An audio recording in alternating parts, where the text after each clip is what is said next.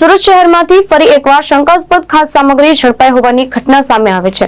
સીમાડા ગામમાં આવેલા ગુરુકૃપા ટ્રેડિંગમાં એસઓજી દ્વારા દરોડા પાડવામાં આવ્યા હતા, જેમાં મોટી માત્રામાં પનીર અને દૂધના માવાનો જથ્થો જપ્ત કરવામાં આવ્યો છે।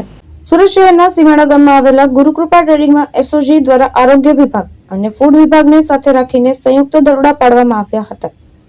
દરોડા દરમિયાન શંકાસ્પદ 540 કિલો પનીર તેમજ 89 કિલો દૂધના માવાનો જથ્થો મળી આવ્યો હતો, જેને તાત્કાલિક જપ્ત કરવામાં આવ્યો હતો। ફૂડ વિભાગ દ્વારા અલગ અલગ નમૂનાઓ લઈ તપાસ અર્થે લેબોરેટરીમાં મોકલવામાં આવ્યા છે। સમગ્ર મામલે એસઓજી દ્વારા જાણવાજોગ ફરિયાદ નોંધી વધુ તપાસ શરૂ કરવામાં આવી છે। ગુરુકૃપા ટ્રેડિંગના માલિક ચંદુભાઈ સાવલિયા હોવાનું જાણવા મળ્યું છે। લેબ રિપોર્ટ આવ્યા બાદ આગળની કાયદેસરની કાર્યવાહી હાથ ધરવામાં આવશે। હકીકત એવી છે, ગુરુકૃપા ટ્રેડિંગ નામની જે શોપ છે ચંદુભાઈ સાવલિયા ચલાવે છે કે જેની અંદરથી એનાલોગ પનીર 540 કિલોગ્રામ અને દૂધનો માવો 89 કિલોગ્રામ જે નકલી હોવાનું માલુમ પડતા ફૂડ સેફ્ટી ઓફિસરને હાજરીમાં આ જે જથ્થો છે સીઝ કરીને સરથાણા પોલીસ સ્ટેશનમાં જાણવાજોગ દાખલ કરેલ છે। કુલ રૂપિયા 1,56,300 નો જથ્થો પકડેલ છે। ભાવેશ ઉપાધ્યાય, દ્રષ્ટિકોણ ન્યૂઝ, સુરત।